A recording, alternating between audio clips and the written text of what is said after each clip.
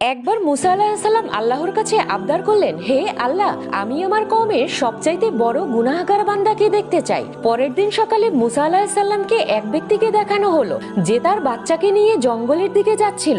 মুসা আলাহিসাল্লাম আল্লাহর কাছে বললেন, হে আল্লাহ, এবার আমি সবচেয়ে নেক বান্দাটিকেও দেখতে চাই। কিন্তু সন্ধ্যার সময় আবারও সেই সকালের ব্যক্তিটিকেই দেখানো হলো।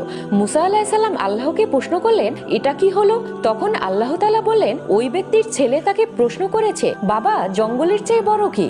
বাবা বলল, পাহাড়। ছেলে বলল, পাহাড়ের চেয়ে বড় কি? বাবা বলল, আসমান। ছেলে বলল, আসমানের চেয়ে বড় কি? বাবা কেঁদে দিয়ে বলল, তোর বাবার গুনাহ।